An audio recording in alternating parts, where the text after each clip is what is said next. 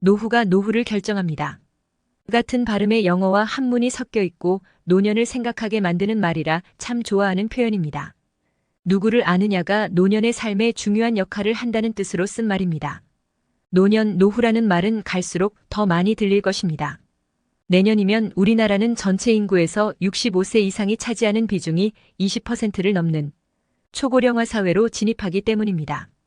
50대로 접어들면 은퇴와 노후라는 말이 점점 와닿았습니다. 언젠가는 자신이 겪을 현실이기 때문입니다. 50이란 나이가 주는 중압감인 것이지요. 그래서 50대가 되면 50대를 격려하는 말을 좋아합니다. 50대는 20대의 호기심, 30대의 역동성, 40대의 원숙함을 모두 갖췄습니다. 100세 시대인 만큼 인생 2라운드를 시작하기에 적합한 나이가 50대입니다. 60대가 되면 또 다른 말을 좋아합니다.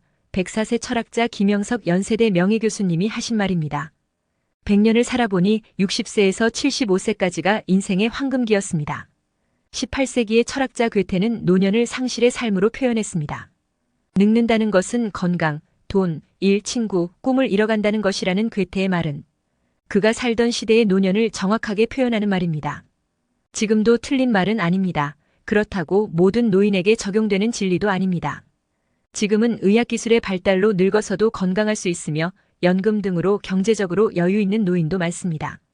당연히 노년을 바라보는 시선도 달라지고 있습니다. 괴테의 말을 잃는 게 있으면 얻는 것도 있다고 긍정적으로 해석하는 사람도 봤습니다. 그는 노년이 되면 사회 집단 속에 내가 아닌 개인적인 나를 얻고 내 곁에 남아있는 소중한 친구를 얻고 산에 자주 가게 되니 자연도 얻는다면서 얻는 것을 생각하면 갈등하지 않는 노년을 보낼 수 있다고 설명했습니다. 미래학자인 마우로 F. 기엔이 쓴 베스트셀러 2030 축의 전환은 노년에 대한 이야기를 비중 있게 다룹니다. 책에 이런 말이 나옵니다. 이제 많은 사람이 그저 오래 사는 것이 아니라 잘 사는 것에 초점을 두고 생각하기 시작했습니다.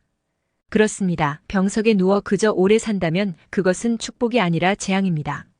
오랜 세월을 병석에 누워서 100세까지 사는 것을 100세 시대라 하지 않습니다. 104세에도 강연을 다니는 김영석 철학자는 그저 오래 사는 것이 아니라 잘 사는 분입니다. 신의 축복을 받은 분이라 할 수 있지요. 앞으로는 김영석 철학자 같은 분들이 꾸준히 나타날 것입니다. 81세에 미인 대회에 출전하는 최순아 씨 같은 분들을 말합니다. 신의 축복이 많은 사람에게 일어날 수 있는 일로 변해가고 있는 것입니다. 그렇다면 잘 사는 것은 어떻게 사는 것일까요? 건강과 경제력 등 잘 살기 위한 전제들은 많습니다.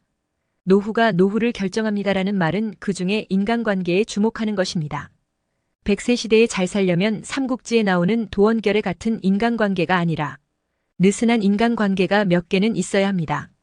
예전에는 유비, 관우, 장비처럼 아주 끈끈한 인간관계가 하나만 있어도 된다고 배웠습니다. 그런데 100세 시대에는 의리로 똘똘 뭉친 한 개의 인간관계만으로는 외로워서 잘 살기가 힘듭니다. 은퇴 이후에도 느슨한 인간관계 몇 개는 유지해야 잘 사는 100세 시대를 맞을 것입니다. 지금부터라도 주변 사람들에게 말 한마디라도 따뜻하게 하면서 지내길 바랍니다.